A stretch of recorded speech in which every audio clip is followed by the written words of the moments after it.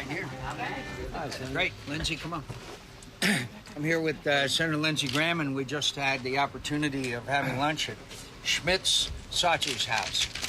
In interest of full disclosure, it is no relation to Steve Schmidt, who is part of our campaign, as we know.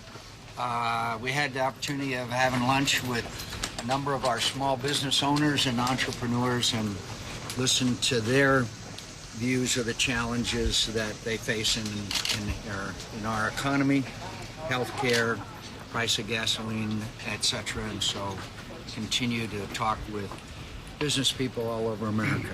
I don't have any additional comments except I'm ready to answer your questions. Senator Tom, Associated Press. In about half an hour, Senator Obama is going to speak in Berlin. You're in front of a German restaurant. Is this, with is American this just voters. happy coincidence, or are you trying to make a point? Well, I'd love to give a speech in Germany to a political speech or a speech that maybe the German people would be interested in, but I'd much prefer to do it as President of the United States rather than as a candidate for the office of presidency. And so we're going to be campaigning across the heartland of America and talking about the issues that are challenging America today.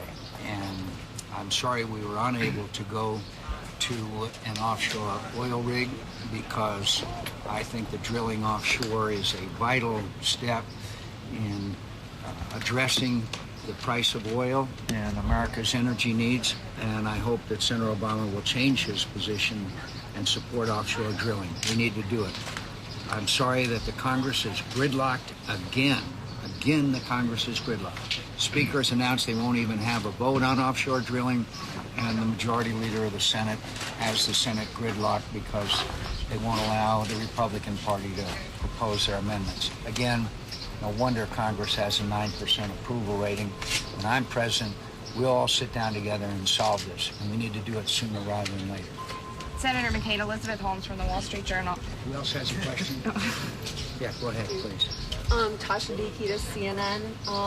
Senator Obama said in an interview with Brian Williams that he was disappointed by the language for you to suggest that he doesn't, for him to somehow suggest that he's less concerned about his safety of his wife and daughter was unfortunate. Do you have a comment to that? And does that, is that in keeping with your, cleaner campaign, more, less personal attacks? I think it's very clear that I said at the most difficult times that I would rather lose a political campaign than lose a war. And that's very clear, and a lot of people said that it might doom my candidacy for President of the United States or the nomination of my party. It is very clear that Senator Obama took the far-left position.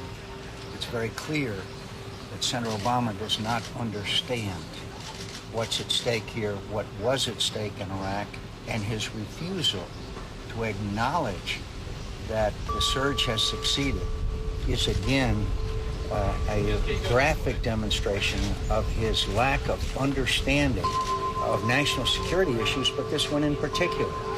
No rational observer could look at the situation in Iraq today and compare it with 2 years ago and say the surge hasn't succeeded.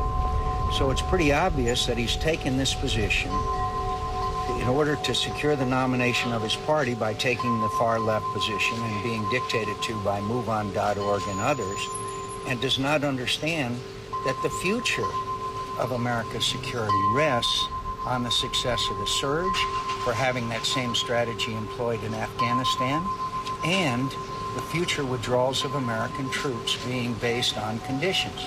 So all of us care about our children. I'm sure that every American does. The point is that Senator Obama doesn't have an understanding of what was at stake with the surge, what is at stake in the future for the security of this nation. I stand by my comments, and I think the record authenticates. Senator? Yes, sir. Jeff Mason from Reuters. Yes, Jeff. Question about relations with Europe. After the Iraq War, that it hurt relations between the U.S. and Europe a little bit. How do you assess relations now, and how would you work on relations with Europe as president? Well, let me just say, I have very good relations with many of the European leaders. I've had many meetings with Chancellor Merkel over the years.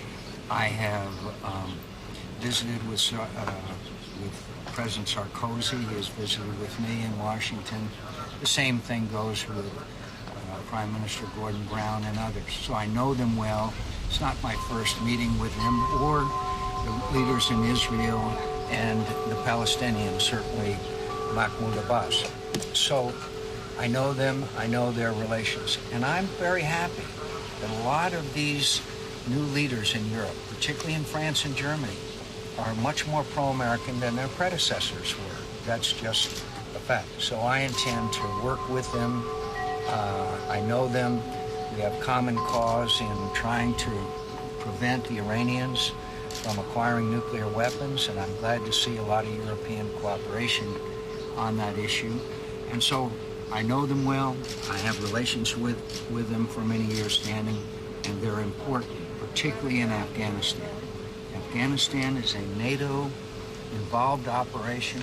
NATO plays a key role, and we need to have more involvement of NATO as well as greater United States involvement. Elizabeth. Senator McCain, you're going to meet tomorrow with the Dalai Lama in Aspen. Yes. Curious how that meeting came up and what you're looking to get from him. It came up because we arranged a meeting and mutually agreed to a meeting. I have been a great admirer of the Dalai Lama, and I look forward to the opportunity of meeting an individual who is a transcendent international role model and hero. And I have admired him and respected him for the efforts he's made for the behalf of freedom of the people of Tibet, but also all over the world. We're out of time. Thank you very much. Good to You know, it's interesting. John McCain there talking about how he's going to connect with the Dalai Lama, and in the background, it sounds like Tibetan prayer bells ringing. It was sort of hard to hear the senator there. We apologize for that, but he is actually in Ohio.